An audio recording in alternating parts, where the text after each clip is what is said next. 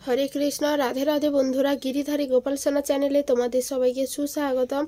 তোমরা সবাই কেমন আছো? আশা করি তোমরা সবাই ভালো আছো গোপাল সোনার কৃপায়। আর তোমাদের গোপাল সোনাও অনেক অনেক ভালো আছে। শরীরটা আগে থেকে একটু ভালো আছে, তাও কাশি সর্দি আছে এখনও, জ্বরটা বা নেই। বাবার বাড়িতে 2-3 দিনের জন্য চলে গেছিলাম, শরীরটা একেবারে ভালো ছিল না বলে। আর তোমাদের সাথে সেই সমস্ত ভিডিও কোনো আপলোড করা হয়নি। এই মাত্র 3 দিন বাদে বাড়ি এসেছি। বাড়ি এসেই এবার বাড়ির কাজকর্মে লেগে পড়েছি। এই অসুখ বেসুখ হলে 2 দিন বাড়ি যাওয়ার কারণ হচ্ছে, বাড়িতে অসুখ বেসুখ যাই হোক, নিজের কাজগুলো তো নিজেকে করতে হবে। তার উপরে আছে ছোট বাচ্চা, তাকেও তো সামলাতে নাজেহাল অবস্থা হয়। সে বা যাই হোক, একটু জ্বরটা ভালো হয়ে যেতেই চলে এসেছি। বাড়িতে থাকলে যাই হোক টুকিটাকি কাজকর্ম তো করতে পারবো, জ্বরটা যেহেতু নেই। তাই এসে প্রথম হচ্ছে বিছানা গুছাচ্ছিলাম। বিছানা সমস্ত জিনিস গুছিয়ে দিয়েই যেতে হবে, না হলে ইঁদুরের যে উৎপাত আমাদের বাড়িতে, কোনো কিছুই থাকবে না, সব টুকরো টুকরো করে কেটে রেখে দেবে। তাই সমস্ত কিছু রোদে দিয়েই বেরিয়ে গেছিলাম। আর শাশুড়ি মাকে বলেছিলাম একটু গুছিয়ে দিতে, কারণ আমি গুছিয়ে দিয়েই যাই। এইবারে শরীরটা এত খারাপ ছিল, মানে জ্বর এতটাই ছিল, কোনো কাজ করতেই ইচ্ছে করছিল না। তাই যাওয়ার সময় মাকে বলে গেছিলাম যে জিনিসপত্রগুলো একটু গুছিয়ে দিও। যাই হোক 3 দিন থাকার পর তো চলেই এসেছি। এসে বিছানাপত্রও করে ফেলছি, কাপড় চোপড় সমস্ত কিছু একটু গুছিয়ে নেব।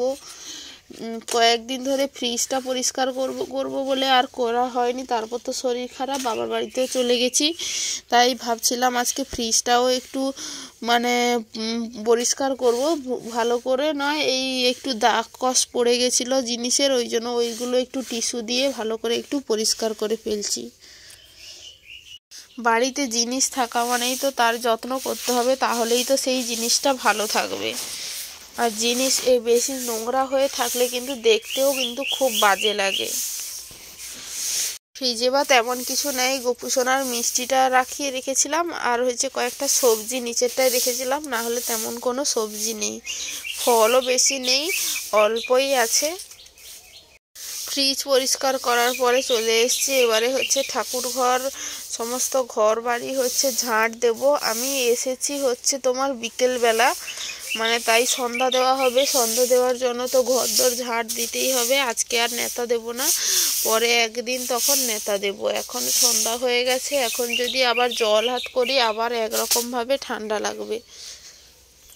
বাড়ি এলেই রোজকার কাজ আরম্ভ হয়ে যায়। গোপুসোনাকে এখন সন্ধ্যা দিতে চলে এসেছি। এখানে ভগবানের আরতি সম্পন্ন করছি ধূপ আর দীপ দিয়ে। বাড়িতে একজন গোপুসোনা আছে, আর ঠিক কালকে কি পরশু দিন আমার বাড়িতে আরও 3 জন গোপুসোনা আসবে। আমার বাবার বাড়িতে জেঠিমার কাছে যে গোপুসোনারা সেবা পায় তারা আসবে, কারণ আমার জেঠিমা যাবে হচ্ছে কুম্ভ মেলায়। তাই জন্য গোপুসোনাদের সেবা কে করবে, তাই জন্যই আমি নিয়ে আসবো গোপুসোনাদের সেবা করার জন্য। এখানে কড়াইতে দুধ বসিয়েছি। সন্ধ্যা দেওয়ার পরে আমার শাশুড়ি মা বলছিল কোথায় কি দুধ ফ্রিজে রাখা ছিল, তাও কেটে গেছে। তাই আমি দেখছিলাম দুধগুলো আসলে কাটে কি কাটে না, কিন্তু দুধগুলো কাটেনি। যেগুলো কেটেছিল সেগুলো অন্য একটা গামলায় ছিল, সেইগুলো কেটেছে। আর আমি ভেবেছি এইগুলোও হয়তো কেটে গেছে, যখন গরম করি কিন্তু কাটেনি। তারপরে হচ্ছে ছেলের জন্য খাবার টাবার তৈরি করেছিলাম, সেদিন আর ভিডিও করা হয়নি। এইটা হচ্ছে তার পরের দিনের ভিডিও। তোমাদেরকে বলছিলাম না গোপুসোনারা আসবে আমার বাড়িতে, তার পরের দিন এই যে দেখছো গোপুসোনাদের ব্যাগে করে একটা ঝুড়িতে নিয়ে আসা হয়েছিল। দাদাই হচ্ছে সাইকেলে করে গোপুসোনাদের নিয়ে এসেছিল, আর আমি হচ্ছে গোপুসোনাদের আনতে গেছিলাম। তাই গোপুসোনাদের এবার নিয়ে এসেছি। নিয়ে এসে এবার গোপুসোনাদের আসনে বসিয়ে দেব। ভগবান কিন্তু অনেক কৃপা করে সেবার জন্য আসে। আমিও অতি ভাগ্যবান যে গোপুসোনারা কিছুদিনের জন্য হলেও আমার কাছে সেবা পাওয়ার জন্য এসেছে। গোপুসোনারা তো চলে এসছে, এবার গোপুসোনাদের কিছু জন্য তো কিছু নিত্য নতুন রান্নাও করা যায়। তাই রাতের বেলা ভাবছি কি কিছু একটা বানালে হয় না। একটা নতুন ধরনের নিজের মতো করে একটা স্ন্যাক্স বানিয়েছি। অল্প বেসন, অল্প কর্নফ্লাওয়ার, তাতে দিয়েছি পোস্ত, লবণ, হলুদ, লঙ্কা গুঁড়ো, জিরে জিরে তার এইসব দিয়েছি। আর এখানে হচ্ছে আলু গ্রেটারের সাহায্যে হচ্ছে কুচিয়ে নিয়েছি। দিলাম ছানা কাটা ছিল, তাই অল্প দিয়েছি ছানা আর ধনেপাতা। এইগুলো দিয়ে হচ্ছে ভালো করে এবার মাখিয়ে নিতে হবে। আর জল লাগবে না, ছানাতে যে পরিমাণ জল আছে আর আলুর গায়ে যে পরিমাণ জল ছিল সেটাতেই কিন্তু একটা সুন্দর ও তৈরি হয়ে যাবে। ঠিক এইরকম করে আকার করে আমি হচ্ছে ভাজবো। তোমরা কিন্তু ছোট ছোট করে হলেও ভাজতে পারো, খেতে কিন্তু দুর্দান্ত হয়েছিল।